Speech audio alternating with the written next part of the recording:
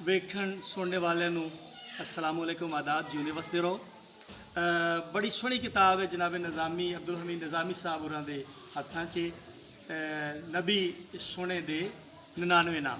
पहली इन्हां दी किताब समय छपी है अल्लाह सोने दे 99 नाम और उस तो बाद इन्हां दी किताब छपी है नबी सोने दे 99 नाम। नबी अकरम सल्लल्लाहु अलैहि वसल्लम दी मुहब्बत विच अकीदत विच इश्क विच प्यार विच एक ऐसी शायरी दी लहर तुरी कि निज़ामी साहब उन्होंने एक मुकम्मल किताब जी है तख्लीक की है और अल्लाह नबी दे जे अल्लाह के नबी दे जोड़े सोहने नाम ने जोड़े प्यारे नाम आ उन्होंने शरह लिखी है उस हवाले नाल शायरी की है और बड़ा सोहना सिलसिला है और बड़ी पजीराई इस किताब में मिली है। सदारती अवार्ड इस किताब में मिले है। अपने नाज़रीन एक होर बड़ी सोहनी गल है कि ये पंजाबी जुबान की पहली किताब है कि अल्लाह दे नबी दे जोड़े सोहने सोहने नाम है उसके हवाले नाल शायरी की गई है। अज असीं निज़ामी साहब के कोल मौजूद हाँ। निज़ामी साहब को पुछते हैं कि निज़ामी साहब गुजारिश है कि सुनिया कि पहले सिलसिला शुरू होया सी नबी अकरम सल्लल्लाहु अलैहि वसल्लम के जोड़े 99 नाम है वो लेकिन छापी तुसी अल्लाह तबारक व तआला के जोड़े 99 वो किताब पहले छापी ये विच की राज है की भेत है? बस जी फिर अल्लाह की ज़ात फिर वाह वाह वो तरतीब जी है ना वाह वाह सुभान अल्लाह लिखा पहले है क्या जी ते फिर वही वाह वाह वाह वाह वाह वाह वाह वाह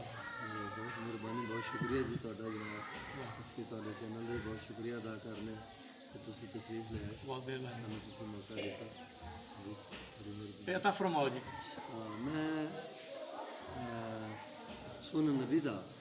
इसम पाक है जरा जी सैयदना मुहम्मद जी मुहम्मद सल्लल्लाहु अलैहि वसल्लम मतलब है ना कि वार वार तारीफ की वाह वार वार तारीफ किया गया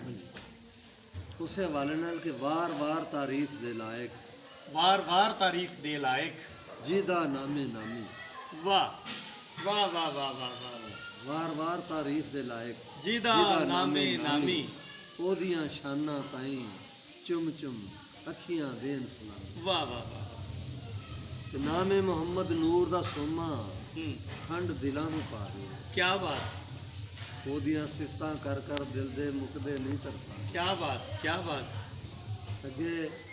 लफ्ज़ जिहड़े चार हरफ ने जी उन्हां दी वक्री वक्री शरह की गई कि मीम मुहब्बत रब नूं होई जाने कुल खुदाई वाह वाह वाह नामे मुहम्मद विच खुदा ने बड़ी शरीनी पाई सुभान अल्लाह बेशक बेशक हे हरफ हल मुश्किल करसी इथे उथे सारी वाह हशर दिहाड़े दसी जानी ओदी शान ने क्या बात फिर मीम है जी मीम हरफ ने महका मेरे लूलू विच समाइयां क्या बात मीम हरफ ने महका मेरे लूलू विच बहुत अच्छी जदों लिया मैं नामे मुहम्मद बुल्ला जफियां पर सुभान अल्लाह सल्लल्लाहु अलैहि वसल्लम दाल हरफ ते दीन दुनिया नूं आपस विच मिलावे दाल हरफ ते विच मुहम्मद खोलिया ना सुभान अल्लाह नामे मुहम्मद दी खूबी तोड़िया कदे नहीं टूट क्या बात नामे मुहम्मद दी खूबी तोड़िया कदे नहीं टूटदा वाह मीम उतारो हमद है बंदा जो सोने दी जुड़ वाह वाह ते है उतारो मद लफ्ज़ है जन्नत नूं ले जांदा वाह फड़ के आसियां बदकारां दे सारे गम गवांदा वाह ते मद दे नालों मीम भी ला लो दाल हरफ विच खैरां हर दी करन भलाई वाले कीतियां अरशी सैरां क्या बात दाल हरफ ते विच भलाई दाल हरफ है विच भलाई खैर कमावन वाला क्या बात चंगे कम्मां दा लोकां नूं वल सखावन वाह वाह वाह वाह वाह ते नामे मुहम्मद तो मैं कुर्बान सदके वारी जावां क्या बात दिल दी तख्ती लिखन जामी बाकी छड़ सुनाओ वाह वाह वाह वाह बहुत शुक्रिया जी। लो जी नबी अकरम सल्लल्लाहु अलैहि वसल्लम दे जिहड़े 99 नाम ने उस दे हवाले नाल मुहम्मद सल्लल्लाहु अलैहि वसल्लम दे हवाले नाल असी शायरी सुनी जनाब अब्दुल हमीद निज़ामी तो वेखन सुनन दा बहुत शुक्रिया।